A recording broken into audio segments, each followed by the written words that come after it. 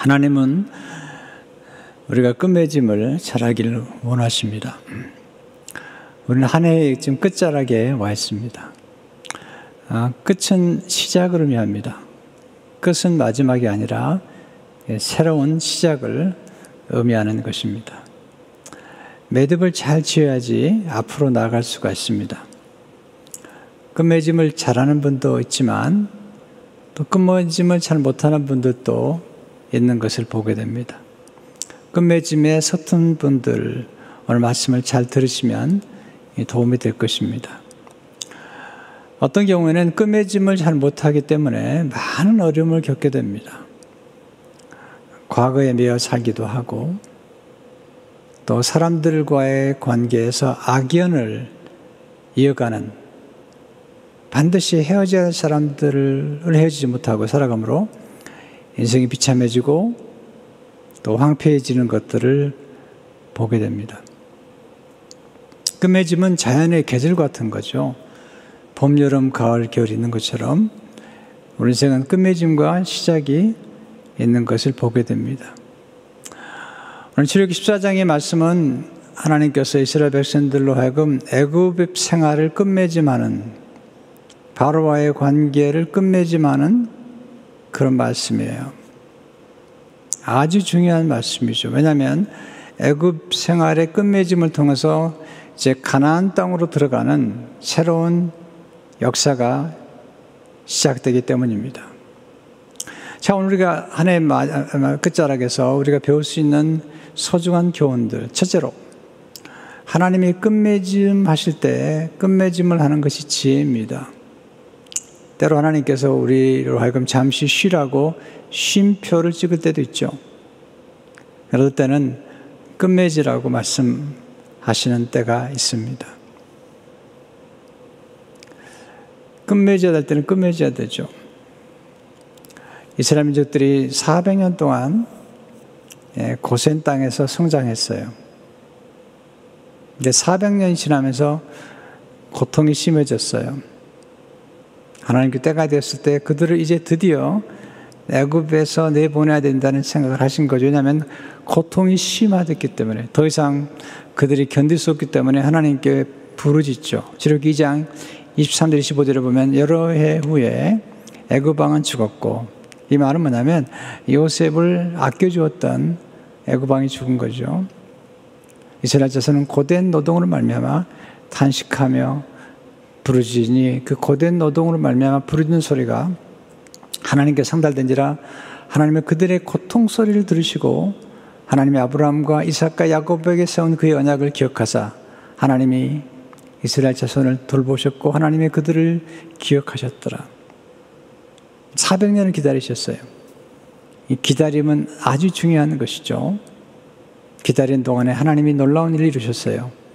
75명의 야곱의 가족들이 기다리는 400년 동안에 많아진 거죠. 그 거대한 민족이 된 것입니다. 이번 특세 기간 동안에 제가 전파할 말씀은 하나님을 기다리는 기도의 능력이에요. 기다림은 아주 중요한 것입니다. 하나님께서 때가 찼을 때 그들을 이제 애굽에서 떠나 이제 새로운 땅으로 들어가게 계획하시는 것입니다. 그래서 바로로 하여금 바로와의 관계를 매듭짓기 위해서 하나님께서 모세를 부르시죠. 그럼 모세에게 말씀하시죠. 애굽에서 내 백성 인도하라. 출애굽기 3장 9절에 보시면 이제 가라. 이스라엘 자손의 부르짖음이 내게 달하고 애굽 사람이 그들을 괴롭히는 학대도 내가 보았으니 고통이 심화된 거죠. 더 이상 견딜 수 없는 걸 아신 거죠. 그래서 10절을 보시면 이제 내가 너를 바로에게 보내어 너에게 내 백성 이스라엘 자손을 애굽에서 인도하여 내게 하리라. 그들로 하여금 끝맺음을 맺도록 하기 위해서 하나님이 개입하시고 또 하나님께서 훈련시키시고 준비시킨 모세를 개입하셔서 이스라엘 민족들로 하여금 끝맺음을 하도록 도와주시는 것을 보게 됩니다. 문제는 이게 바로가 쉽게 나아주질 않는 거죠. 여러분 아시겠지만 끝맺음 하는 게 쉽지 않습니다. 매듭을 짓는 것이 쉽지 않아요. 하나님이 아세요. 바로가 쉽게 이스라엘 백성들을 놓아주지 않을 걸 아십니다. 그래서 하나님께서 말씀하시죠. 쉽지 않을 거다. 저렇게 3장 19절 20절을 보게 되면 내가 아논이 강한 손으로 치기 전에는 애굽 왕이 너희가 가도록 허락하지 아니하다가 내가 내 손을 들어 애굽 중에 여러 가지 이적으로 그 나라를 친 후에야 그가 너희를 보내리라. 여러분 이거 아셔야 됩니다. 우리가 어떤 관계를 이렇게 바로와 같이 악하고 포악하고 우리를 괴롭히고 못살게 하고 상처를 주고 모멸감을 주고 그리고 모든 잠재력을 빼앗아가는 이런 사람들과 헤어져야 되는데 이 헤어지는 게 쉽지 않아요. 하나님이 개입하시지 않으면 어려울 때도 있고요. 또 모세와 같은 사람의 도움을 받지 않으면 어려울 때 있는 거거든요. 왜냐하면 하나님 말씀하시잖아요. 쉽게 내보내지 않을 것이다. 그래서 하나님께서 10번의 기적과 이적을 행하심으로 결국 그들로 하여금 바로와 결별하게 만드는 거예요. 우리 살아가면서 분별력이 있어야 되는데 특별히 사람을 좀 분별해야 돼요. 사람들을 분별하는 안목을 키워야 돼요. 선한 사람이 있고요. 지혜로운 사람이 있어요. 선한 사람과 지혜로운 사람은 좋은 관계를 계속 유지해야 돼요. 근데 어리석은 사람이 있어요. 우리로 하여금 죄를 짓게 만들고 하나님과 멀어지게 만드는 또한 악한 사람들 있죠. 우리 인생을 파멸시키고 우리 인생을 비참하게 만드는 이런 악한 사람들과의 관계는 정리를 해야 돼요. 하나님이 기뻐하지 않아요. 근데 중요한 것은 어떻게 분별하느냐. 왜냐하면 이 악한 사람들이 처음에는 아주 착한 모습으로 우리를 속이기 때문이에요. 그래서 잘 분별해야 돼요. 저 어릴 적에 어머니가 사람을 분별하는 법을 가르치셨어요. 제 어머니가 바느질을 하기 때문에 집에 여러 사람들이 왔어요. 또 특별히 이렇게 유지가 되는 그런 부인도 오셨고요. 네, 또 죄송합니다. 이렇게 술집에서 일하는 분들이 이렇게 한복을 많이 이렇게 맞춰 입으셨어요. 그 당시에. 그래서 오면은 이제 어머니가 상담도 해주시고 그러시는데 사람이 가면 이렇게 얘기를 하세요. 분별을 하시는 거죠. 얼굴을 보니까 어떻다 이렇게 분별을 하시죠. 왜냐하면 이렇게 꾸준하게 어머니가 사람들을 만나면서 사람들의 모습 가운데 어떤 그 분별력을 가지신 것 같아요. 우리 스스로도 사람들을 분별하는 분별력을 키울 뿐 아니라 우리 자녀들에게 사람들을 분별하는 분별력을 키우지 않으면 자녀들이 이렇게 악하고 나쁜 사람들에게 빠져들어서 아주 비참하게 몰락할 수가 있어요. 비참하게 몰락할 수가 있는 거죠. 빌리그람 목사님 따님이 결혼한 20년 만에 이혼을 하게 됐어요. 이혼하신 다음에 너무 외로우니까 급히 어떤 남자를 만났는데 정말 멋있고 정말 잘생긴 남자를 교회에서 소개시켜 준 거예요. 근데 너무 서둘러 결혼했어요. 부모님이 부탁했어요. 서두지 말아라. 조금 지켜봐라. 그때 이 딸이 속으로 어머니 아버지는 내가 이혼을 이렇게 하고 얼마나 외로운지 몰라서 그런 얘기를 하시는 거예요. 그러나 아주 급히 결혼식을 했어요. 근데 결혼하자마자 알았습니다. 잘못된 선택인 것을 알았어요. 그날부터 폭력이 시작됐어요. 엄청난 폭력이었어요. 그렇게 멋있는 남자가, 그렇게 잘생긴 남자가, 결혼하기 전에 그렇게 젠틀했던 남자가, 그래서 밤에 도망을 나왔어요. 도망을 나와서 아버지 집으로 간 거죠. 아버님이 기다리고 있었습니다. 꼭 껴안아주고 웰컴 홈,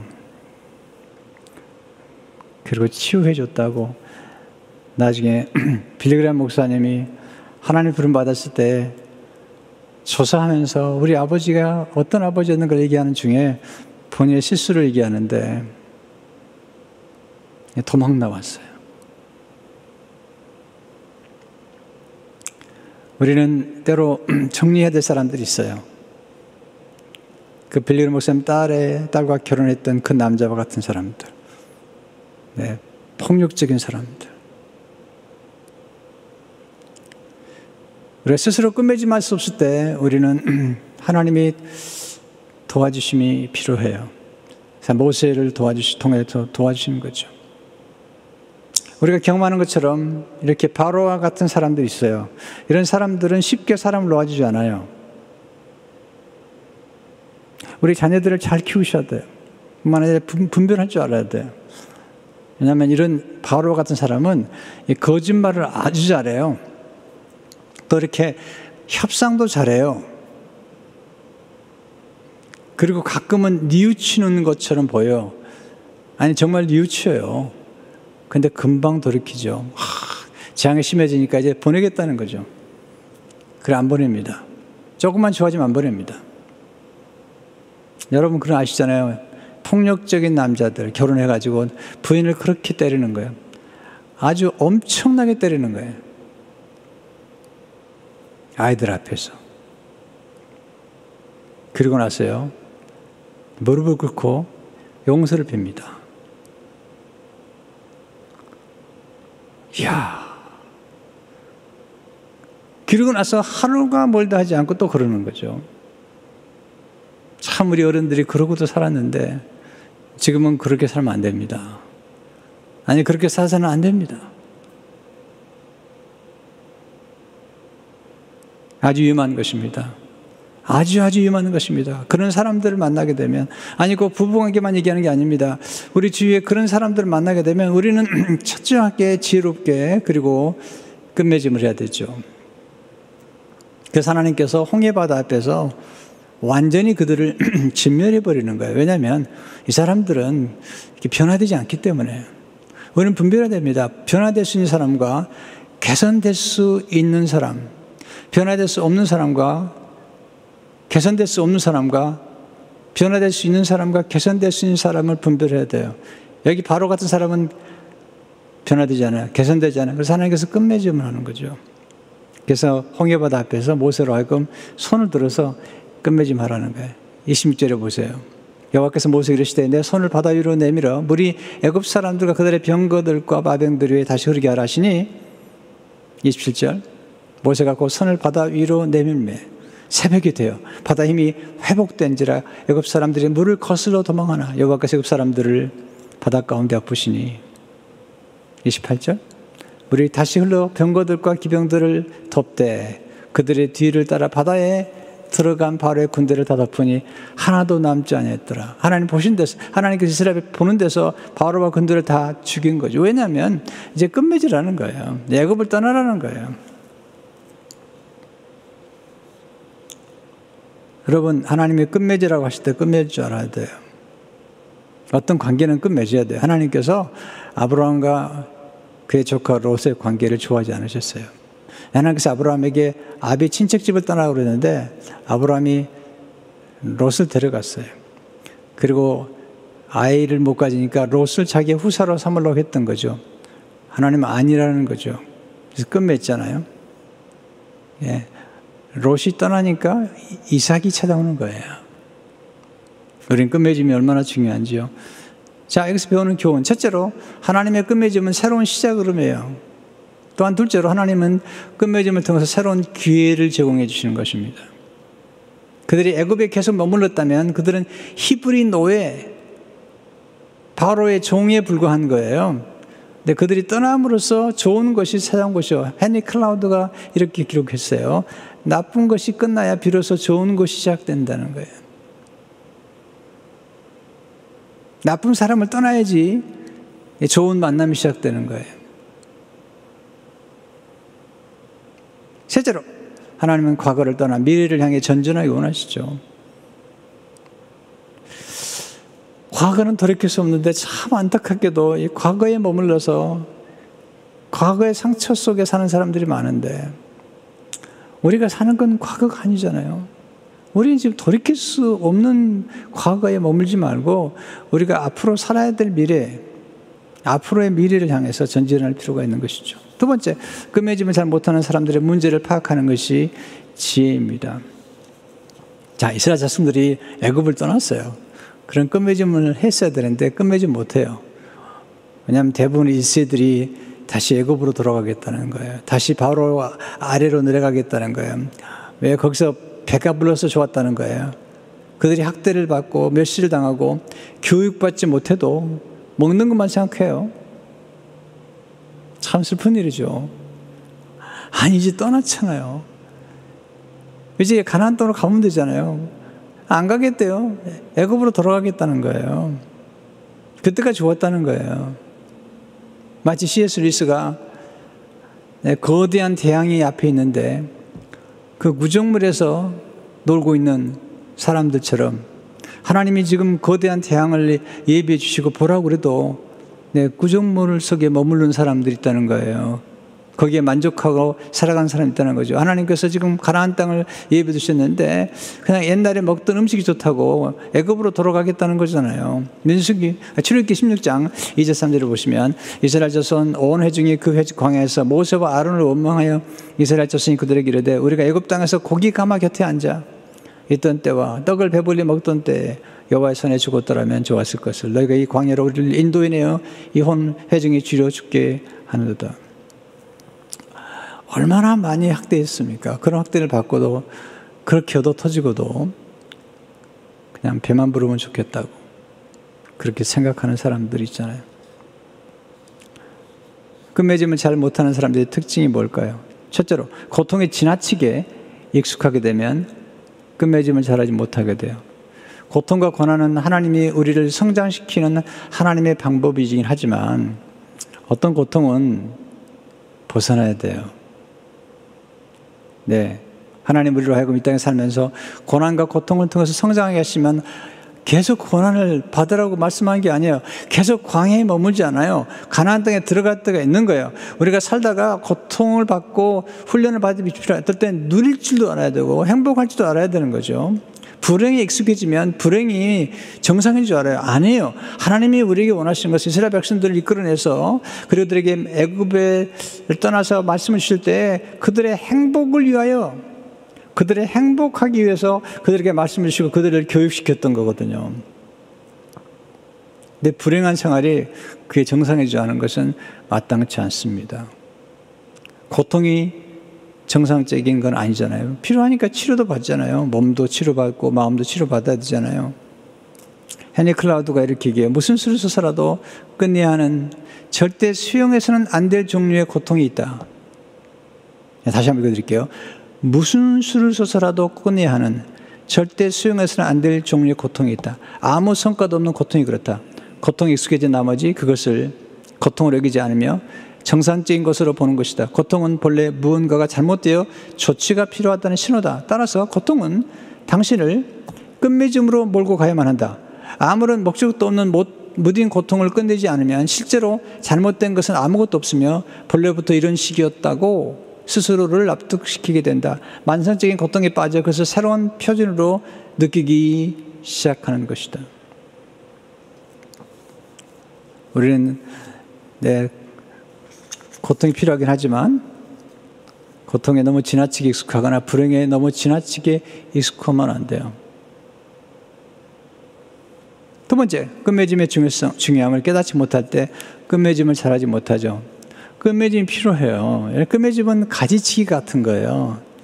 여러분, 장미를 나무를 가꾸는 분들 가지를 쳐주면요, 이 장미꽃이 확 핍니다. 근데 가지를 안 쳐주면 장미꽃이 잘 피지 않아요. 나무도 마찬가지죠. 가지를 잘 쳐줘야지 가지의 잠재력이 무한대로 성장할 수 있어요. 굉장한 열매를 맺게 돼요. 가지를 쳐줘야 됩니다. 우리 인생도 마찬가지죠. 가제를 취하죠. 그래야지 잠재력이 극대화되잖아요. 자, 엄마가 아이를 잉태했어요. 아이를 10개월이 지나면 출산해야 돼요. 그러면 아이를 낳고 탯줄을 끊어야 돼요. 아니, 아이가 배 안에 있는 게 좋다고 계속 배 안에 있으면, 적응 안에 있으면 그 아이의 잠재력, 아름답게 그리고 성장할 수 있는 잠재력을 갖지 못하도 탯줄은 끊어야 되는 거예요. 애굽 생활을 맺지 못하면 위대한 민족이 되는 엄청난 잠재력을 다 소멸시켜 버리는 거예요. 한번 생각해 보세요. 그들이 애굽에 계속 있었다면 어떻게 되겠어요? 근데 1세들은 애굽으로 돌아가자는 거예요. 그래서 1세 가운데 12명의 정탐꾼 가운데 10명의 정탐꾼과 1세 전체가 다 광해에 죽었어요. 근데 2명, 여호수아 갈렙 그리고 그 다음 세대들만 이제 가나안 땅으로 들어가는 것을 보게 됩니다. 끝맺음은 중요한 거예요. 저는 대나무에서 배웠어요. 대나무가 매듭을 짓고 올라가고 매듭을 짓고 올라가더라고요.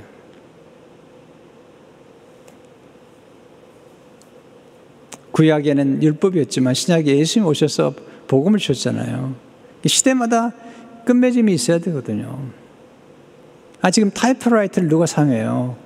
컴퓨터 시대에, 스마트폰 시대에 끝맺어야죠. 세 번째, 잘못된 대상을 지나치게 의존할 때 끝맺음을 잘하지 못하죠. 잘못된 대상을 지나치게 의존하는 사람들이 있어요. 바로 같은 사람.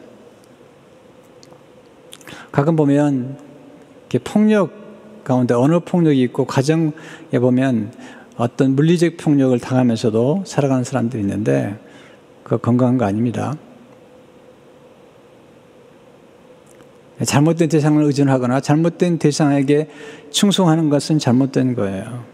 지금 바로는 함께해서는 안 될 사람이에요. 그런데 이스라엘 백성들이 지금 바로에게 돌아가겠다는 사람들 있잖아요.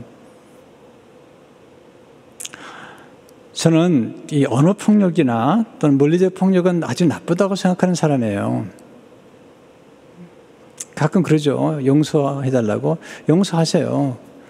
그러나 그 사람이 얼마나 위험한 사람인지를 알아야 돼요. 그리고 반드시 가까이서는 안 될 사람인 걸 알아야 돼요. 용서해야 될 사람과 심지어는 화해까지 좋아요. 그러나 그 대상이 아주 위험한 존재라면 반드시 거리를 둬야 돼요. 만약에 손을 대면 경찰을 부르세요.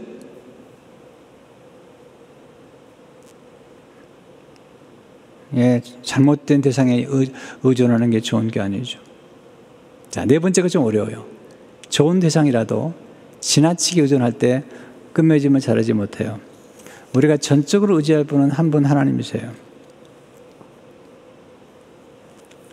여러분, 하나님 앞에서 스스로 독립해 살아갈 수 있는 하나님과의 관계는 애착이지만 사람들과의 관계에 너무 집착하거나 의존하는 것은 건강한 관계가 아니에요. 자, 제가 보면 결혼 생활을 잘하는 분들이 계세요. 어떤 분들인가? 혼자 잘 지내면서 부부가 잘 지낸 사람들이 건강한 거예요. 지나치게 사이가 좋다고 하면서 붙어 있잖아요. 그 위험한 거예요. 칼레 지브란이 결혼이란 무엇이냐? 사원의 두 기둥 같다는 거예요. 두 기둥이 지붕을 받치고 지탱하는 것처럼 가정이라는 이 집을 지탱하는 건 두 기둥이죠. 남편과 아내. 이 남편과 아내가 어느 정도 떨어져서 관계를 갖고 유지하는 거예요. 그러면서 건강한 관계를 맺는 거예요. 여러분, 진정한 아름다운 관계라는 것은 지나치게 집착하지 않으면서 일정한 거리를 유지하고 일정한 남편은 남편으로 아내로서의 삶을 갖도록 도와주고 그러면서 두 사람이 하나가 되어 살아가는 것이 중요한 거죠. 사람은 어느 정도의 거리와 어느 정도의 간격과 사이를 두어야만이 행복한 관계를 유지할 수가 있는 거예요.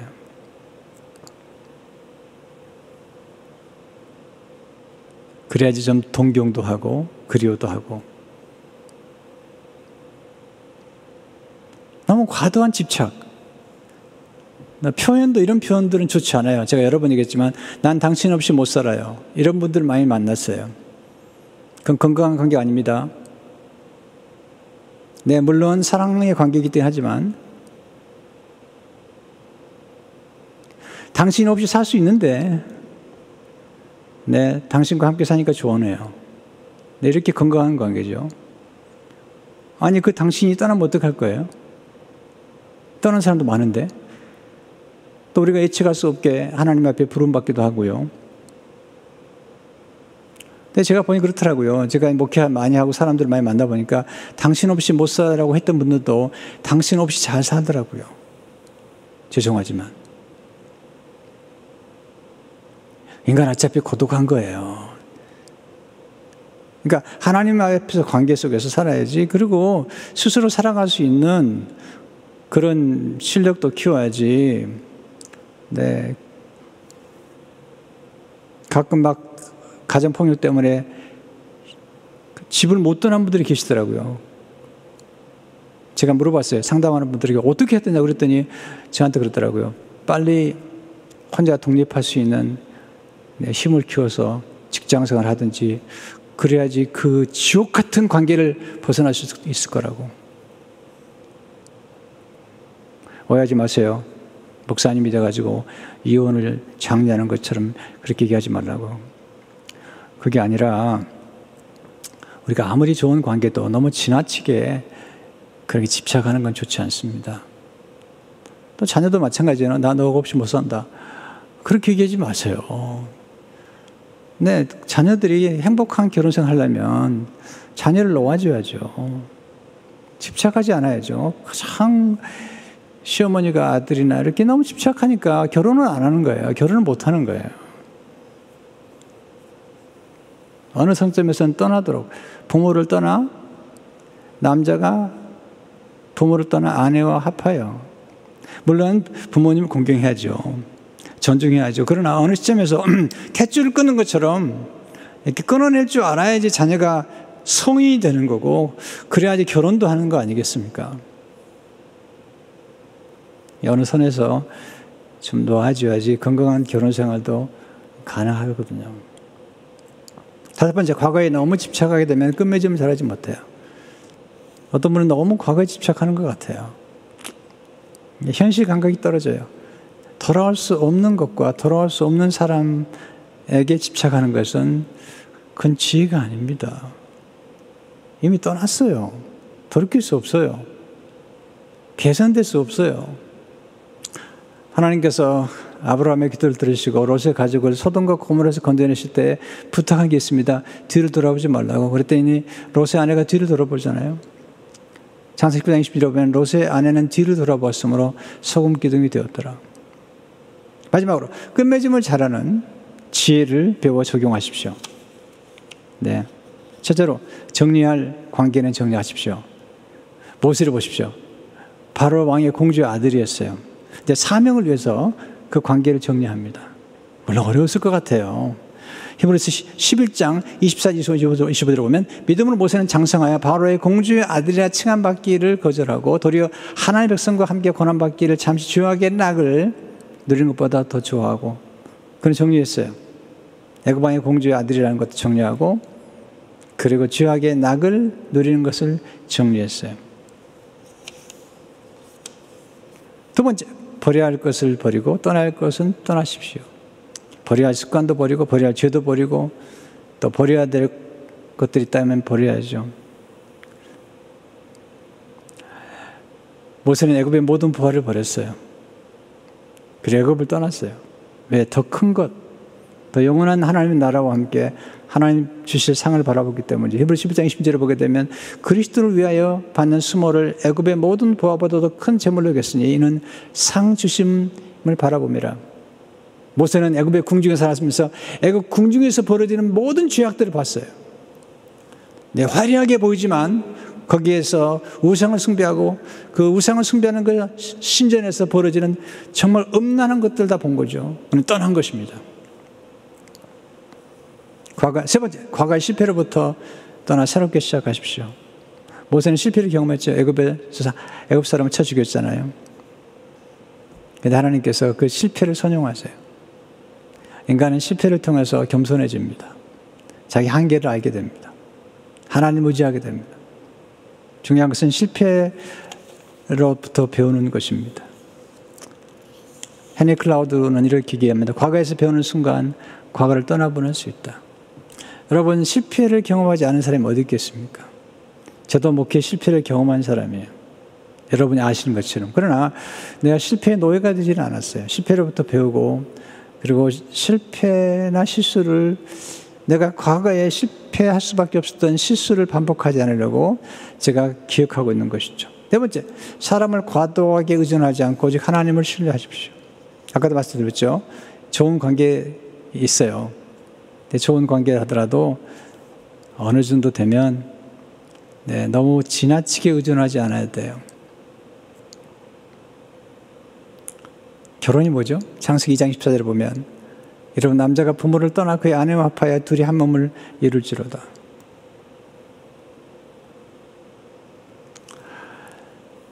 제가 미국에 와가지고 3개월 지난 다음에 생활비가 다 떨어졌어요. 그때 저희 장인어른께서 사업도 하시고 꽤 생활이 괜찮으셨어요. 갈수록 좋아지셨어요. 근데 어렵지만 연락드리지 않았어요. 하나님께 기도하고 하나님 의지하면서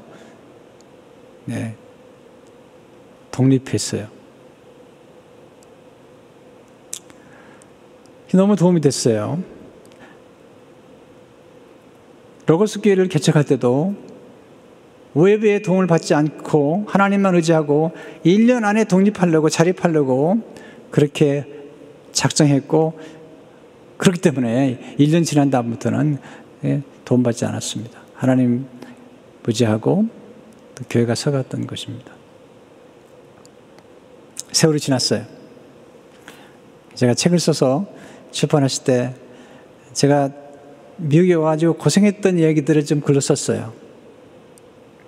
장인어른께서 절을 하셨어요. 제게. 자네가 그렇게 고생한지 몰랐네. 눈물을 퍽퍽 쏟으시면서 아버님이 그렇게 우시더라고요. 몰랐네. 왜 좀 얘기하지 않았는가? 네. 그랬으니까 이렇게 하나님 의지하고 무릎 꿇고 살면서 오늘 이렇게 목회를 하고 있는 거 아니겠습니까? 인생이란 만나고 헤어지는 거죠. 부부 사이라고 안 헤어집니까? 우리는 서약하면서 헤어질 것을 얘기하죠. 서약하면서. 어떻게 서약하죠? 죽음이 우리를 갈라놓을 때까지 서로를 사랑하겠습니다. 언제까지? 죽음이 우리를 갈라놓을 때까지. 언젠가는 떠나게 돼 있어요. 언젠가는 죽음이라는 하나님의 부르심 앞에 남편이든 아내든 떠나게 돼 있거든요. 그러니까 처음부터 우리는 이별을 생각하는 거예요. 아니, 이별을 생각해야 되는 거죠. 그래서 너무 지나치게 사람 의존하지 말고 하나님을 의존해야 돼요. 하나님을 생각해야 돼요.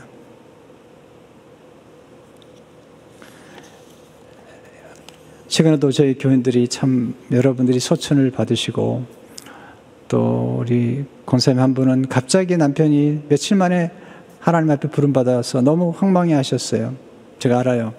많이 우시고 슬퍼하셨어요. 제가 위로해드리면서 말씀드렸어요. 많이 우세요. 애도의 시간이 필요합니다. 그러나 애도가 소망으로 이어져야 됩니다. 슬픈 애도가 절망으로, 낭망으로 떨어지면 안 됩니다. 애도 후에 반드시 새로운 소망을 가지고 살아야만이 아들과 함께 또 이 땅에 살 수 있는 거 아니겠냐고. 우리는 적절한 관계가 필요해요. 뭐 자녀와 같이 살아도 괜찮아요. 또 자녀를 돌볼 수도 있고요. 또 부모하고 돌볼 살 수도 있지만, 분명한 것은 무슨 말씀이냐면, 어떤 관계적 차원에서 어느 정도의 그런 관계의 그런 거리를 유지할 뿐만 아니라 독립시킬 수 있는 그런 자세가 필요하다는 거죠. 그래야지 건강하게 생활할 수 있죠. 다섯 번째, 마지막인데요. 어떤 끝맺음은 단호하게, 어떤 끝맺음은 용서와 감사로 매듭을 지으세요. 이게 참 어렵습니다. 어떤 끝맺음은 단호해야 돼요. 노할 줄 알아야 돼요. 어떤 끝맺음은 용서와 감사로 매듭을 짓는 게 필요해요. 예를 하나 드릴까요? 여러분 직장에서 일을 했어요. 일하다가 직장을 떠날 때가 됐어요. 다른 직장으로 갈 수도 있고요. 아니면 직장에 문제가 생겨서 이렇게 레이업을 하는 관계로 떠나야 될 수 있다면 그때 어떻게 떠나시겠어요? 그때 사장님이나 또는 같이 일했던 분들에게 너무 감사하다고, 그리고 잘못한 건 용서해달라고 서로 용서를 구하고, 그렇게 헤어지는 게 좋은 거잖아요. 어떤 분들은 떠날 때 너무 욕을 하고 섭섭한 거. 여러분, 이스라엘 백성들이 애굽에 있는 동안에 그들이 고통만 받은 게 아니죠. 애굽에 있는 동안에 요셉을 통해서 많은 걸 누렸고, 또 75병이었던 그들이 거대한 민족이 되었고, 사실 보면, 그리고 그들 떠날 때 하나님께서 애굽 사람들에게 은근 폐물을 다 얻게 하셨어요. 이렇게 12장 35, 37을 보게 되면 이스라엘 자손이 모세의 말대로 하여 애굽 사람에게 은근 폐물과 의복을 구하며 여호와께서 애굽 사람들에게 이스라엘 백성에게 은혜를 입히게 하사 그들이 구원한 대로 주게 하심으로 그들이 애굽 사람의 물품을 취하였더라. 애굽을 떠날 때 그들은 사실은 굉장히 많은 재산을 가지고 떠났던 거예요. 생각해보면 참 감사한 게 많죠. 저는 미국에 와가지고 지금 5번째 교회를 섬기는데요. 지나가 본 교회들을 돌이켜볼 때마다 제가 늘 마음에 감사가 있어요. 너무 감사하거든요. 또 어떤 교회는 많은 어려움도 겪었지만 그 어려움과는 비교할 수 없는 축복과 경험을 했거든요. 또 좋은 만남들을 가졌거든요. 또 그런 좋은 만남의 발판이 돼서 새생명 비전교회가 시작됐거든요. 자, 인생은 해석의 문제예요. 어떤 관점을 보느냐가 중요한 거잖아요. 우리가 떠나고 헤어질 때 아주 포악한 바로가 아니라면, 그렇다 할지라도 사실은 애굽에 생활했던 동안에 누렸던 어떤 것들에 대해서는 감사할 수 있어야 되겠죠. 그러면서 우리가 떠나고 헤어질 때 좀 용서하고 감사하고, 또 교회를 떠나서 이사를 하거나, 요즘은 뭐 온라인으로 다 만날 수 있지만, 또는 파주에 가거나 또는 부득이 교회를 떠나야 될 때, 그때도 좀 감사하면 좋을 것 같아요. 받은 은혜 감사하고.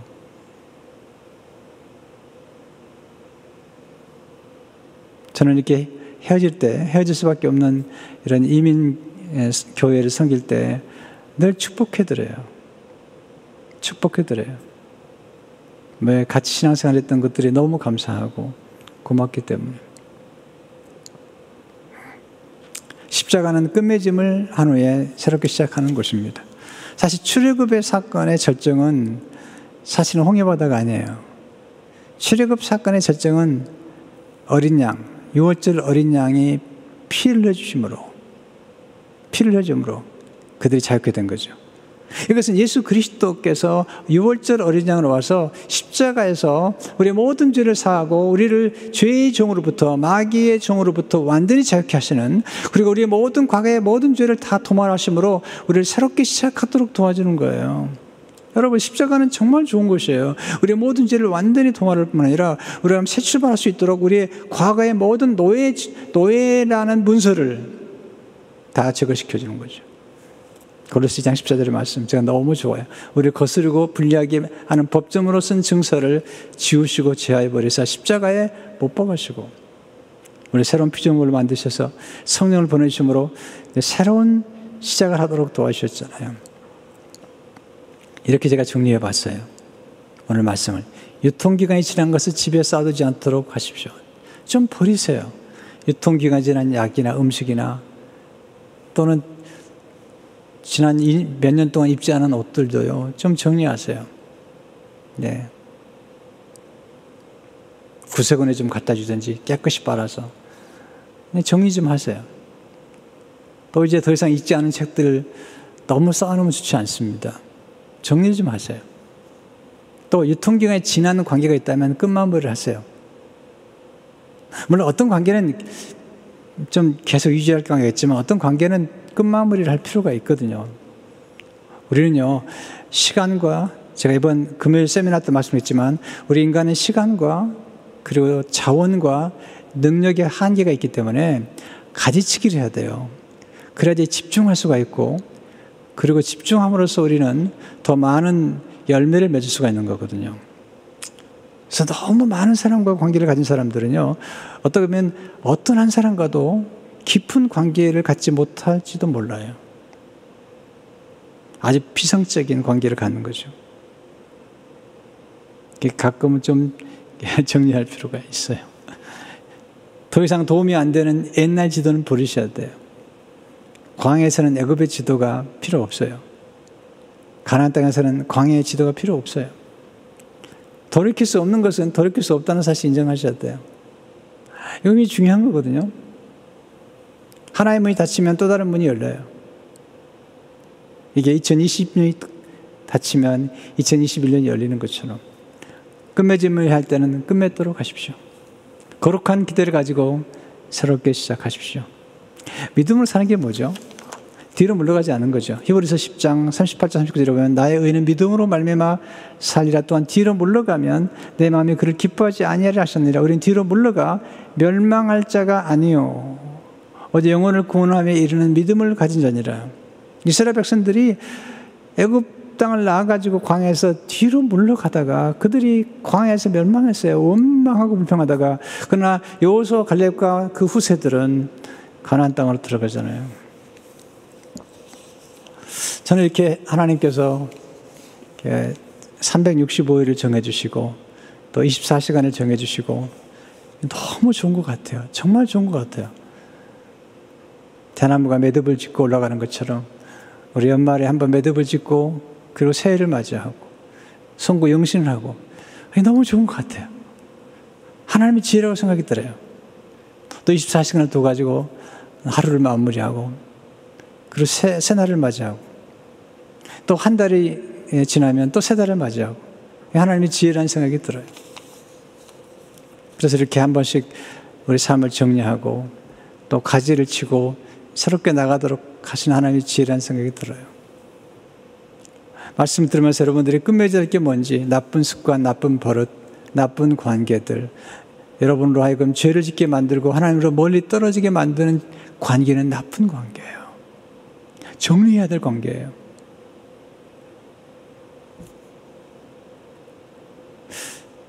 또 회개할 죄가 있다면 회개하시고 새로운 역사를 꿈꾸며 한 해를 마감하고 새해를 시작하는 여러분 되시길 주의 이름으로 축원합니다. 하나님 아버지, 오늘 말씀을 가슴에 새기며 마땅히 끝맺어야 될 애굽 바로 이런 관계가 있다면 끝맺게 하시고 또한 우리가 더 성숙하기 위해서 때로는 일정한 거리를 유지하면서 사랑할 수 있는 이런 지혜도 주셔서 하나님, 사람에게 전적으로 의지하지 않게 하시고 아무리 좋은 사람이라도 전적으로 의지하지 않도록 도와주셔서 하나님 의지하는 가운데, 하나님만 전적으로 의지하는 가운데 하나님이 주신 지혜를 가지고 승리할 수 있도록 도와주시기를 원합니다. 예수 이름으로 기도하옵나이다. 아멘.